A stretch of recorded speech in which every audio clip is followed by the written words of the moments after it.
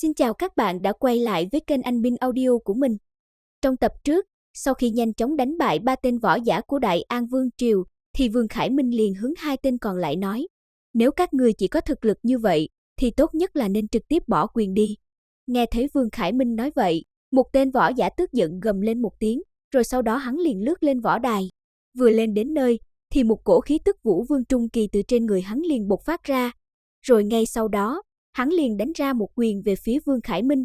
Đối mặt với một quyền này, Vương Khải Minh liền rút đao ra chém một phát, thế là một quyền kia liền tan vào hư vô. Mà thấy một quyền của mình bị Vương Khải Minh dễ dàng phá như vậy, thì tên võ giả kia vẫn không có chút gì hoảng loạn, hắn lại lần thứ hai đấm ra một quyền nữa. Quyền này vừa được đánh ra, thì số phận của nó cũng giống như một quyền trước đó, rất nhanh đã bị Vương Khải Minh đánh tan. Nhưng mà ngay khi quyền thứ hai vừa bị đánh tan, thì trên đỉnh đầu của tên võ giả Đại An Vương Triều này liền xuất hiện một ngọn núi hư ảnh.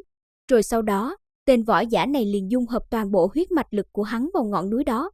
Khi mà huyết mạch lực và ngọn núi đã dung hợp hoàn toàn, thì lúc này tên võ giả kia liền dùng cả ngọn núi to này công kích về phía Vương Khải Minh. Nhưng mà ngọn núi này còn chưa kịp đánh trúng người Vương Khải Minh, thì đã bị một đao chém làm đôi. Mà khi ngọn núi vừa bị chém làm đôi, thì đao ảnh cũng không có biến mất, mà liền đánh thẳng lên trên người tên võ giả kia. Bị ăn một kích toàn lực của Vương Khải Minh, tên võ giả kia liền bị đánh cho hộc máu rồi bay ngược ra sau, không rõ sống chết như thế nào. Mà từ đầu đến cuối ở dưới quan sát không nói câu gì, thì hiện tại tên võ giả cuối cùng của Đại An Vương Triều lại lên tiếng nói, các hạ có thể đánh bại được 4 cao thủ của Đại An Vương Triều ta, thật đúng là có bản lĩnh. Dứt lời tên này liền chậm rãi đi lên trên lôi đài. Vừa đặt chân lên trên lôi đài, sắc mặt của hắn đã nghiêm túc hẳn lên. Biết đối thủ của mình rất mạnh, nên hắn cũng không có kiêng nể gì cả, lập tức khí thế Vũ Vương Trung Kỳ đỉnh phong trên người hắn liền bộc phát ra. Rồi thân hình hắn thoát một cái đã xuất hiện trước người Vương Khải Minh, ngay sau đó là một chỉ liền hướng mi tâm của Vương Khải Minh đánh tới. Đối mặt với một kích đầy bất ngờ này của tên võ giả kia, Vương Khải Minh lập tức rút chiến đao ra khỏi vỏ, rồi sau đó hắn liền chém ra một đao về phía chỉ ảnh kia. Rồi va chạm liền xảy ra, trên lôi đài bỗng nhiên hình thành một cổ kinh người gió xoáy. Theo đó mà đao ảnh của Vương Khải Minh cùng với một chỉ của tên võ giả kia đồng thời tan biến. Thế là hai người lại lao vào nhau điên cuồng công kích. Mà chỉ qua một chút thời gian, cả hai người đã giao thủ với nhau hơn 100 chiêu rồi. Trong khi cả hai người đang ở trong thế giằng co không phân cao thấp, thì vào thời điểm mấu chốt tên võ giả của Đại An Vương Triều liền chớp lấy sơ hở của Vương Khải Minh để công kích tới. Thế là dưới một chỉ của hắn, làm cho trên cánh tay phải của Vương Khải Minh liền xuất hiện một cái lỗ máu. Vì thế mà Vương Khải Minh lập tức lùi lại phía sau, trong miệng phun ra một ngụm máu tươi. Một chỉ đã thương Vương Khải Minh, làm cho tên võ giả của Đại An Vương Triều trong lòng đại hỉ. Thế là ngay lập tức tên võ giả kia liền thi triển ra quỷ dị thân pháp để tiếp cận Vương Khải Minh. Mà đối mặt với thế công đó, Vương Khải Minh lập tức lui lại phía sau, theo đó trên thân hắn máu tươi không ngừng chảy ra. Thấy hành động đó của Vương Khải Minh, tên võ giả kia liền thi triển huyết mạch chi lực đến mức tận cùng, rồi thừa thắng tiếp tục xông lên. Mà lúc này ở dưới lôi đài, thấy tình cảnh của Vương Khải Minh, làm cho U Thiên Tuyết liền nắm chặt trường kiếm trong tay, khi thấy Vương Khải Minh xảy ra vấn đề gì thì sẽ liền xuất thủ. Tần Trần thấy vậy thì tiến lên cầm lấy bàn tay nàng ta rồi nói, không cần gấp gáp, Vương Khải Minh còn chưa có bại.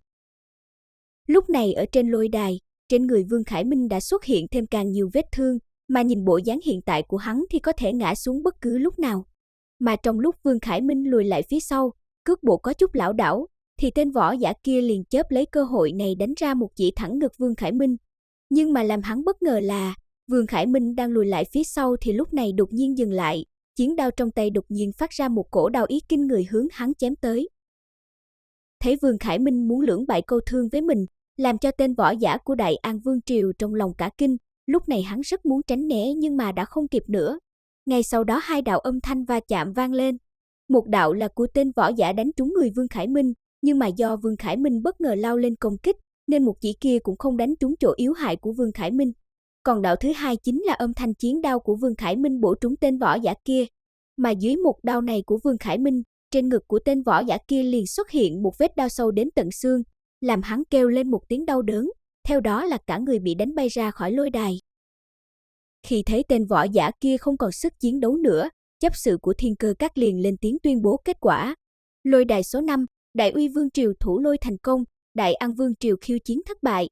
Vừa nói xong, thì vị chấp sự này lại hướng phía võ giả của Đại Kim Vương Triều lên tiếng nói. Tiếp theo, các vị hãy tiếp tục chọn lôi đài muốn khiêu chiến, nếu như không còn thế lực nào khiêu chiến nữa, thì năm suất để trở thành bậc trung vương triều liền được quyết định. Thế là ngay sau đó, một tên võ giả của Đại Kim Vương Triều liền nhảy lên lôi đài. Vừa lên đến nơi, tên võ giả này liền bộc phát ra khí tức võ tôn trung kỳ đỉnh phong, rồi tay hắn cầm một thanh lang nha bổng chỉ hướng Vương Khải Minh nói, tiểu tử, đã chuẩn bị xong chưa? Nhưng mà ngay lúc đó, Tần Trần lại lên tiếng bảo Vương Khải Minh xuống đài, để cho U Thiên Tuyết lên thay. Vừa dứt lời, nhìn thấy biểu hiện lưỡng lự của Vương Khải Minh thì Tần Trần lại nói, người đã đánh bại nhiều người như thế thì đã hoàn thành nhiệm vụ rồi, mà mấy ngày nữa thiên ma bí cảnh sẽ mở ra, nếu như thương thế quá nặng thì khi tiến vào trong đó sẽ càng thêm nguy hiểm. Mà nghe Tần Trần nói vậy, chấp sự của Thiên Cơ Các liền lên tiếng nói, nếu như các ngươi quyết định thay người, thì coi như người này đã bại, sau đó cũng không thể lên khiêu chiến lại nữa. Nghe vậy, thì Tần Trần lạnh nhạt nói, không sao cả. Về phía Vương Khải Minh, nghe Tần Trần nói vậy, hắn cũng không do dự nữa, mà liền quay người đi xuống để cho U Thiên Tuyết lên thay. Mà ngay khi U Thiên Tuyết vừa lên, thì tên võ giả của Đại Kim Vương Triều này liền nhìn nàng cười dâm tà nói, cư nhiên là một cô nàng, nhưng mà nhìn ngươi mềm yếu thế kia, chớ để lang nha bổng của ta chọc hỏng mất đấy. U Thiên Tuyết cũng không có để ý đến mấy lời mất dạy của tên võ giả kia. Ngay khi chấp sự Thiên Cơ Các tuyên bố trận đấu bắt đầu, thì thân hình U Thiên Tuyết nhanh chóng lướt đến tên võ giả kia, theo đó một kiếm vung ra hướng thẳng trán hắn đâm tới. Dưới công kích chớp nhoáng đó của U Thiên Tuyết, tên võ giả của Đại Kim Vương Triều liền cảm thấy nguy hiểm chí mạng, nên thanh lang nha bổng trong tay hắn lập tức vung lên.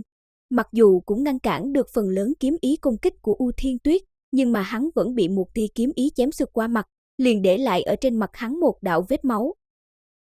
Không để cho tên võ giả kia có thời gian chuẩn bị, U Thiên Tuyết lại tiếp tục tấn công. Lúc này trong hư không đã xuất hiện vô số kiếm ý hướng thẳng người tên võ giả kia đánh xuống. Mà dưới đầy trời kiếm ý công kích như vậy, thanh lang nha bổng trong tay tên võ giả này điên cuồng múa may để ngăn cản.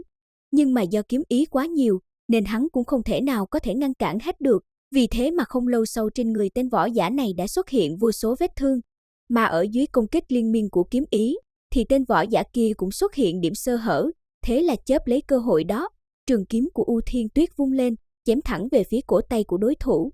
Bị một kiếm chém trúng, thanh lang nha bổng của tên võ giả kia liền bay ra khỏi tay, sau đó hắn gầm lên một tiếng đau đớn, rồi cả người liền bị đánh bay ra sau. Ngay khi hắn vừa ngóc đầu dậy, thì một thanh kiếm đã đặt ở trên cổ hắn, kèm theo một lời nói lạnh như băng, ngươi bại. Bị U Thiên Tuyết phế đi một tay, làm cho tên võ giả này vô cùng tức giận, nhưng hắn biết hiện tại cũng không làm gì được U Thiên Tuyết, nên đành cắn răng rồi xoay người đi xuống phía dưới lôi đài. Thấy thế, U Thiên Tuyết liền thu hồi trường kiếm, thì đúng lúc này tên võ giả kia đột nhiên xoay người lại, trong phút chốc cả người bộc phát ra nồng nặc sát cơ hướng U Thiên Tuyết đánh tới. Mà dưới một kích bất ngờ này làm cho U Thiên Tuyết sắc mặt đại biến, rồi chật vật lắm nàng mới tránh được một kích đánh lén đó. Ngay sau đó, trong mắt U Thiên Tuyết lóe lên một tia sát ý, rồi một kiếm liền được xuất ra, vô số kiếm quang theo đó hướng tên võ giả kia đánh tới. Về phía tên võ giả kia, một cách đánh lén không làm gì được đối phương, ngược lại còn để cho đối phương phản kích, thế nên hắn liền vội vàng lui lại phía sau. Nhưng mà U Thiên Tuyết đâu có cho hắn cơ hội chạy trốn, rồi sau đó, một đạo kiếm ý kinh người liền hướng tên võ giả kia chém tới. Mà ngay khi đạo kiếm ý này sắp đánh trúng tên võ giả kia, thì ở chỗ Đại Kim Vương Triều phía dưới, một tên võ giả khác liền lao lên.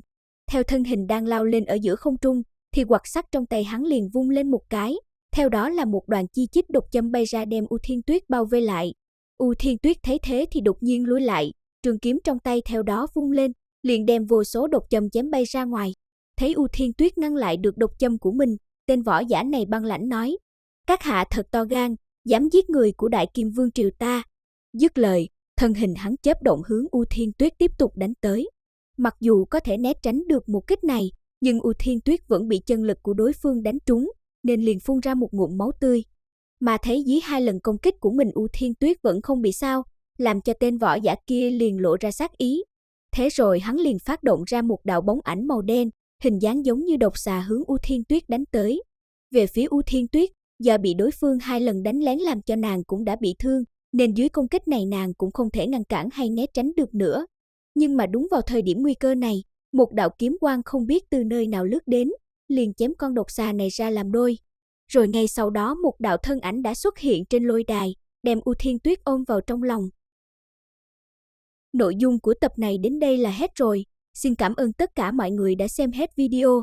Mọi người đừng quên cho mình xin một like và đăng ký kênh để nhận được thông báo khi mình ra video nhé.